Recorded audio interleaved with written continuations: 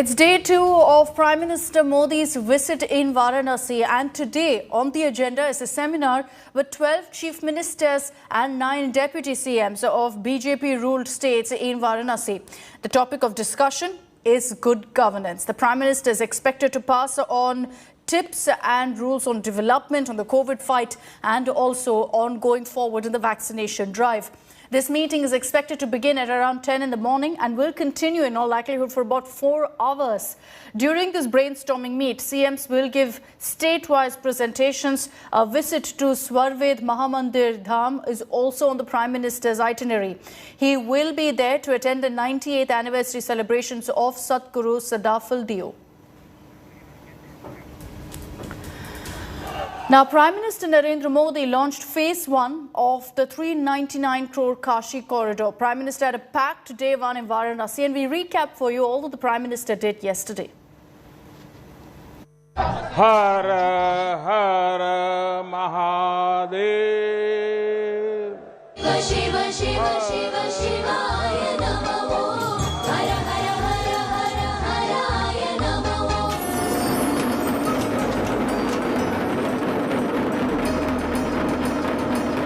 Prime Minister's dream project now a reality.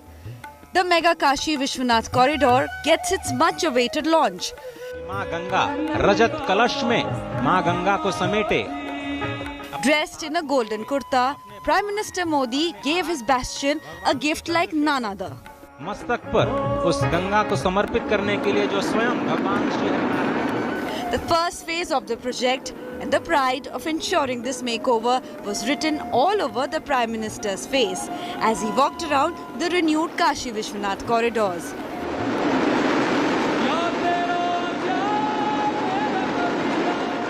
बाबा अपने भक्तों की सदियों की सेवा से प्रसन्न हुए हैं, इसलिए उन्होंने आज के दिन का हमें आशीर्वाद दिया है. Hitting out at critics, Prime Minister said, "For every aggressor, Kashi has always seen a defender." इस देश की मिट्टी बाकी दुनिया से कुछ अलग है. यहां अगर औरंगजेब आता है तो शिवाजी भी उठ खड़े होते हैं.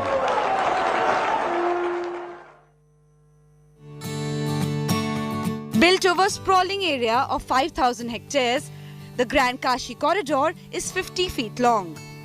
The corridor connects the ancient Kashi Vishwanath temple of Lord Shiva with 2 revered ghats of holy Ganga. The corridor will ease access to ghats, bypassing the narrow lanes in the millimous old city, and the first phase of this mammoth project has transformed Kashi.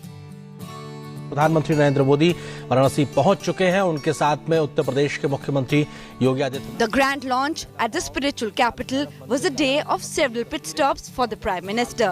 He began his packed day by visiting Kal Bhairav temple, where he performed an aarti. आपको यहाँ अपने अतीत के गौरव का एहसास भी होगा. कैसे प्राचीनता और नवीनता एक साथ सजीव हो रही है, कैसे पुरातन की प्रेरणाएं भविष्य को दिशा दे रही हैं, इसके साक्षात दर्शन विश्वनाथ धाम परिसर में हम कर रहे हैं. Outside the temple, Prime Minister greeted people and even stopped his car to accept a topi and scarf from locals.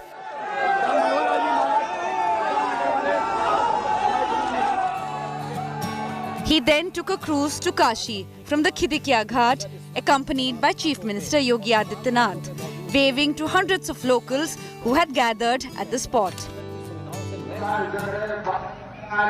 The headline moment of the Prime Minister's visit was his holy dip in the Ganga, offering prayers to Ma Ganga and chanting mantras standing waist deep in the water.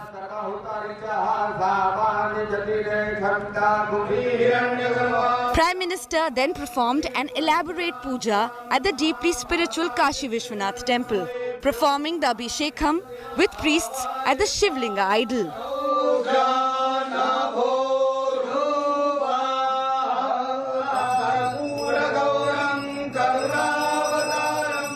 The Prime Minister was also seen showering flowers on sanitation workers, a candid moment when he decided to remove his chair and sit alongside the heroes who worked tirelessly to keep the corridor clean. With Preeti Chaudhary in Kashi, Bureau Report, India Today. Now, the Kashi Vishwanath temple premises has been spread across 3,000 square feet and it's in a sprawling 5 lakh square feet complex now with multiple temples and buildings. Before Prime Minister Modi prayed at the temple, he took a dip in River Ganga and prayed. The dip has both immense religious and political implications in Uttar Pradesh. माँ गंगा ने मुझे बुलाया, ये शहद मेरे भीतर से उठे हुए शब्द थे, शायद वो शब्द भी नहीं थे, मेरे अंतर मन में चल रही एक आध्यात्मिक प्रवाह की शब्द रूपी वो अभिव्यक्ति थी. In 2014, Prime Minister Modi said Ma Ganga had brought him to Varanasi. And 6 years on, the Prime Minister's Kashi mission has brought him back to Ma Ganga. Clad in all saffron, with a Rudraksh mala and kalash in hand, no security detail, nobody accompanying him, chanting mantras and offering prayers to Ma Ganga, Prime Minister Modi's Asta helped him overcome the freezing cold as he stood waist deep in the holy Ganges. First taking a holy dip and then chanting mantras with his Rudraksh beads.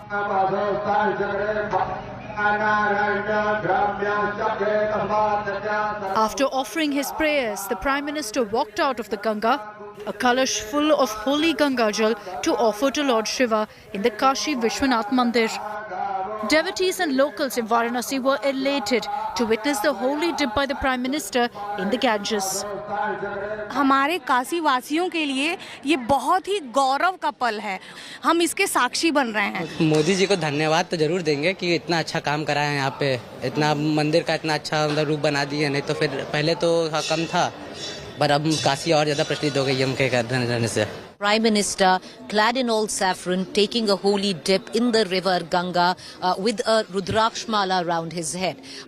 Giving out a message as well that, the Ganga here is now cleaner than what it was. You can take a dip. With him doing so, that's the kind of messaging he wants to put forth where the river Ganga is concerned.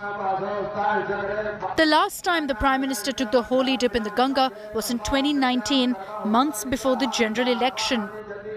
And the Prime Minister's dip in all black then had sent political ripples across Uttar Pradesh. This image of the Prime Minister taking the holy dip could be the biggest political headline in the UP election season. Will the Dubki in his Karma Bhumi this time too have political waves? With Preeti Chaudhary, Bureau Report, India Today.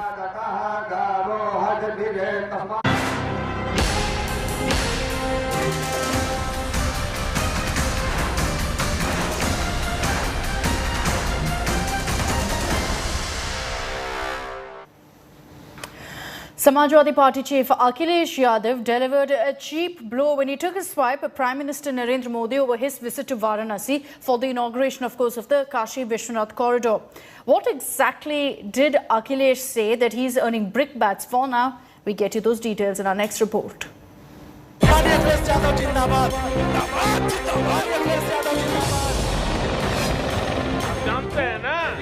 जो अभी तक विकास के कार्यों का उद्घाटन हुआ है. As state of war, Uttar Pradesh has been fanned to fever pitch with Monday's Kashi fervor. A vicious snipe from BJP's main challenger in the state has dropped like a bombshell. Asked about Prime Minister Narendra Modi's month-long plans in his Lok Sabha constituency Banaras, here is how Akhilesh Yadav shot back. Banaras में आज प्रधानमंत्री और 1 महीने का कार्यक्रम वहां रखे जा रहे हैं. बहुत अच्छी बात है.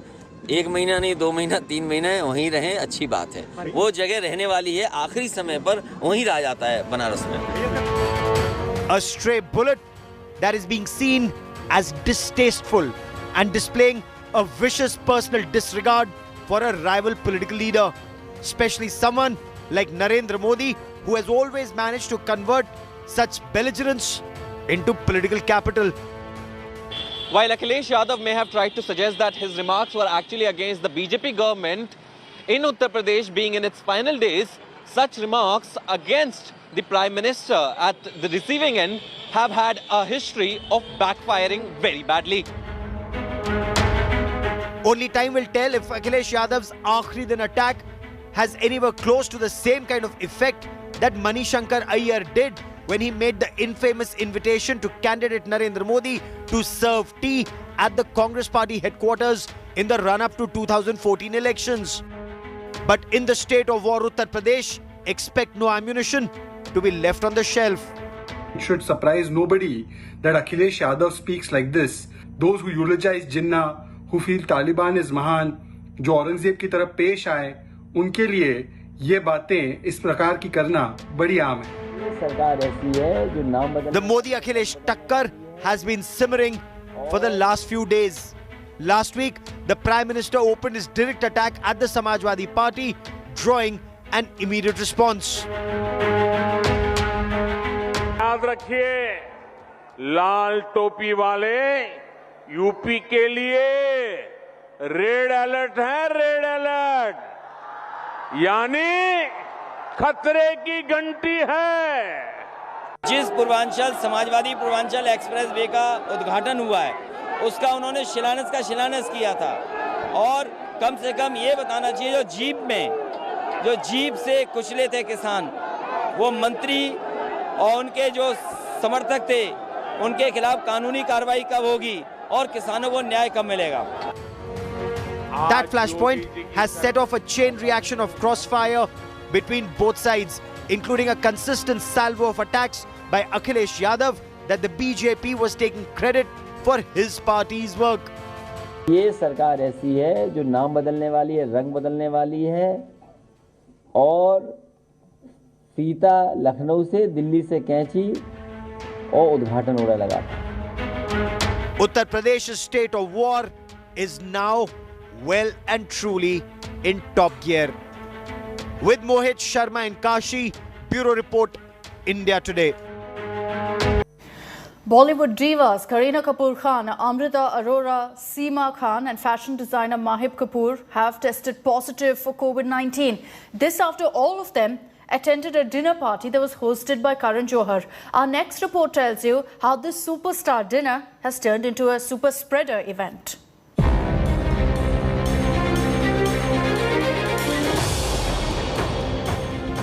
Kareena Kapoor Khan, Amrita Arora,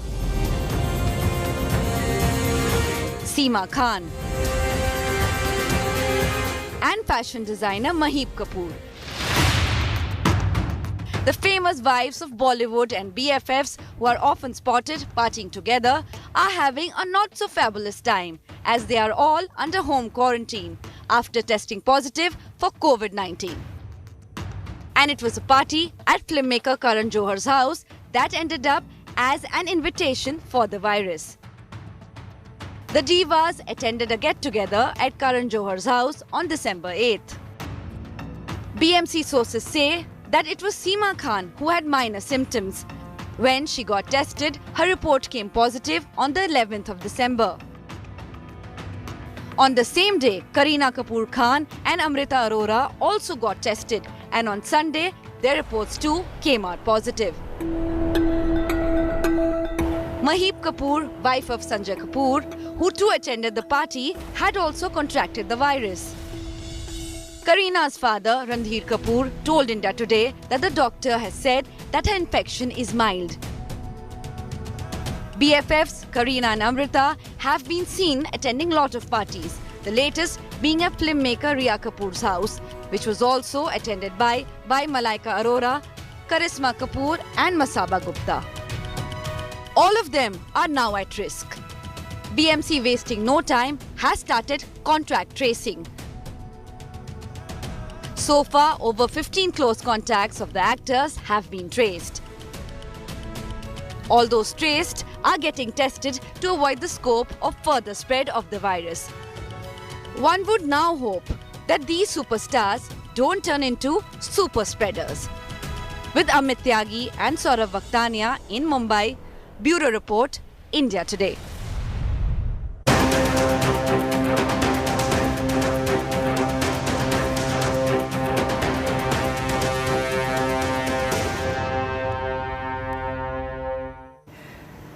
There's a growing demand for booster shots amid the Omicron case spike in India. Serum Institute of India has now been asked to conduct the COVID vaccine booster trials in the country. The subject expert committee under the Central Drug Standard Control Organization had earlier denied permission to Serum Institute for administering booster doses. The SEC has now ordered Serum Institute to submit proposals for evidence to really support the administration of booster dose in India, along with justification for further consideration.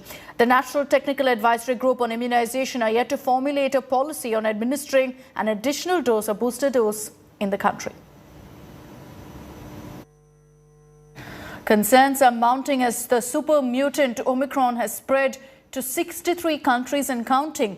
The World Health Organization has said that the variant spreads faster than Delta and reduces also the efficacy of vaccines. UK Prime Minister Boris Johnson, in fact, has confirmed Britain's first fatality due to Omicron.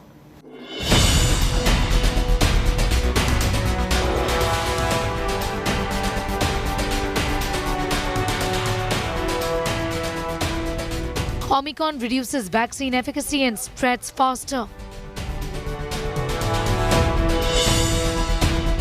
That is the word from the World Health Organization on Omicron, the fifth variant of concern labelled as such 2 weeks ago.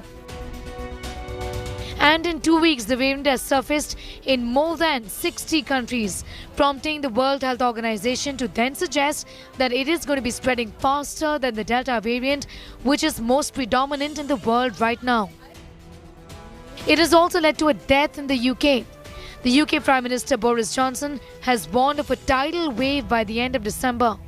Here in the capital, it probably represents about 40% of the cases. By tomorrow, it'll be the majority of the cases, and it's increasing the whole time. And sadly, yes, Omicron is producing hospitalizations, and sadly, at least one patient has now been confirmed to have died with Omicron. The Omicron variant has now been reported in 57 countries, and we expect that number to continue growing. Certain features of Omicron, including its global spread and large number of mutations, suggest it could have a major impact on the course of the pandemic. Exactly what that impact will be is still difficult to know. Chief Scientist of the World Health Organization, Dr. Soumya Swaminathan, has said countries need to prepare for a surge in infections by strengthening PHSM and continue to vaccinate, vaccinate and vaccinate. Because vaccines could just protect against severe disease.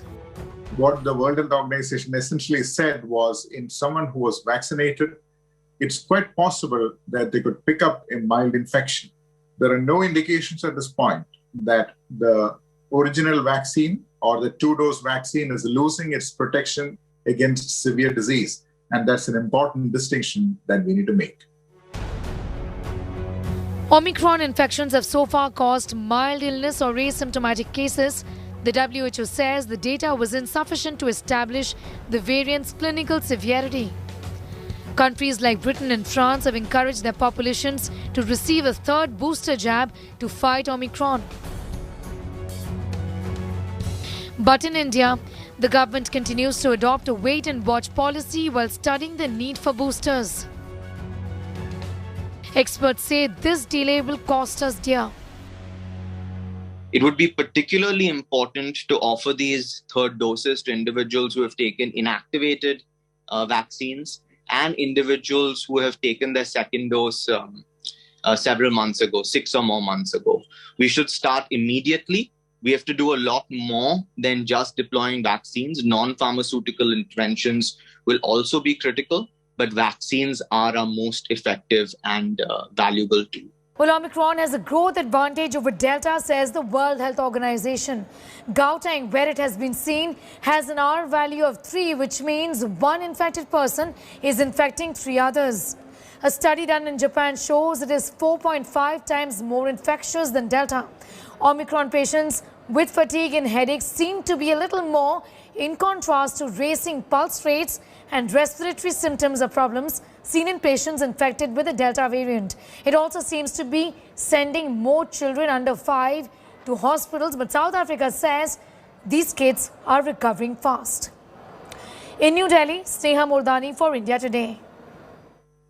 And that's all we have time for in this edition of Fest Up. Thank you for watching. Have a great day ahead and stay tuned to us here in India Today. I'll be joining you in a few moments from now with all the top stories.